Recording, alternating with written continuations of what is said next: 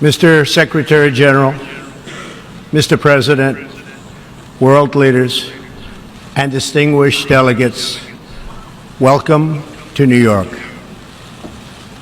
It is a profound honor to stand here in my home city as a representative of the American people to address the people of the world. As millions of our citizens continue to suffer the effects of the devastating hurricanes that have struck our country, I want to begin by expressing my appreciation to every leader in this room who has offered assistance and aid. The American people are strong and resilient, and they will emerge from these hardships more determined than ever before. Fortunately, the United States has done very well since Election Day last November 8th. The stock market is at an all-time high, a record. Unemployment is at its lowest level in 16 years, and because of our regulatory and other reforms, we have more people working in the United States today than ever before. Companies are moving back, creating job growth the likes of which our country has not seen in a very long time, and it has just been announced that we will be spending almost $700 billion on our military and defense. Our military will soon be the strongest it has ever been. For more than 70 years, in times of war and peace, the leaders of nations, movements, and religions have stood before this assembly. Like them, I intend to address some of the very serious threats before us today, but also the enormous potential waiting to be unleashed. We live in a time of extraordinary opportunity. Breakthroughs in science, technology, and medicine are curing illnesses and solving problems that prior generations thought impossible to solve. But each day also brings news of growing dangers that threaten everything we cherish and value. Terrorists and extremists have gathered strength and spread to every region of the planet.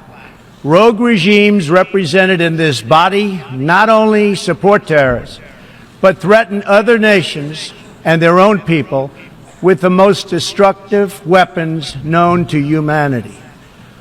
Authority and authoritarian powers seek to collapse the values, the systems, and alliances that prevented conflict and tilted the world toward freedom since World War II. International criminal networks traffic drugs, weapons, people, force dislocation and mass migration, threaten our borders, and new forms of aggression exploit technology to menace our citizens.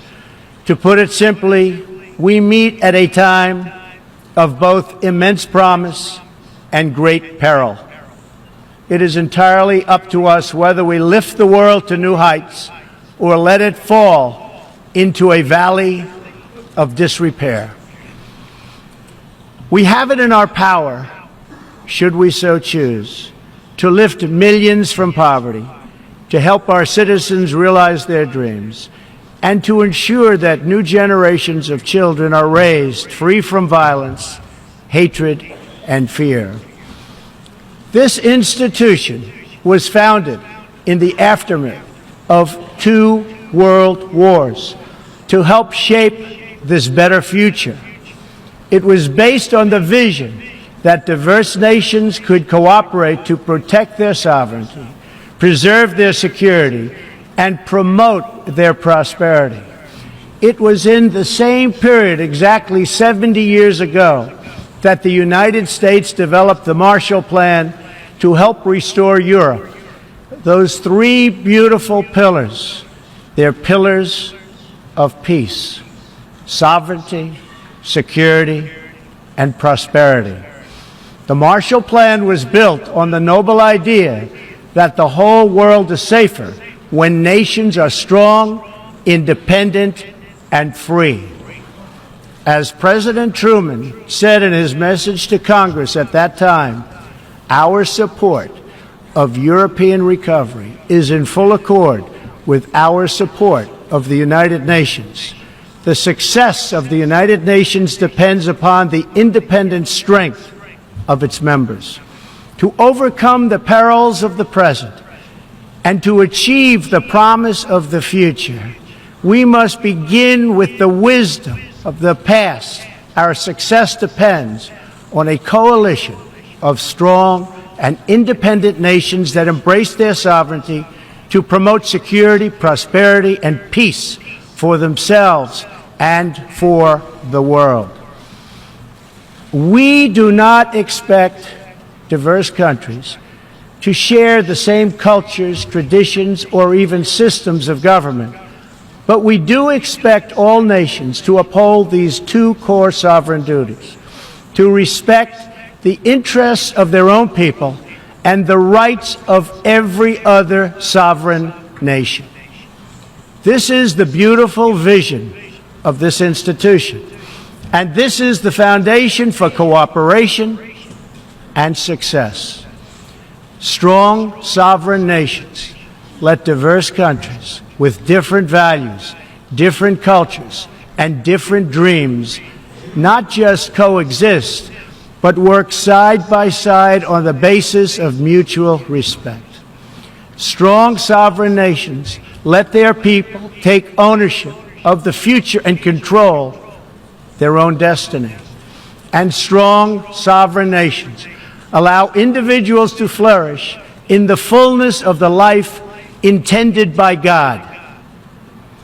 In America, we do not seek to impose our way of life on anyone, but rather to let it shine as an example for everyone to watch. This week gives our country a special reason to take pride in that example. We are celebrating the 230th anniversary of our beloved Constitution, the oldest Constitution still in use in the world today. This timeless document has been the foundation of peace, prosperity, and freedom for the Americans and for countless millions around the globe whose own countries have found inspiration in its respect for human nature, human dignity, and the rule of law. The greatest in the United States Constitution is its first three beautiful words. They are, "We the people." Generations of Americans have sacrificed to maintain the promise of those words, the promise of our country and of our great history. In America, the people govern, the people rule, and the people are sovereign. I was elected not to take power, but to give power to the American people where it belongs. In foreign affairs, we are renewing this founding principle of sovereignty. Our government's first duty is to its people, to our citizens, to serve their needs, to ensure their safety, to preserve their rights, and to defend their values. As President of the United States, I will always put America first, just like you, as the leaders of your countries, will always and should always put your countries first.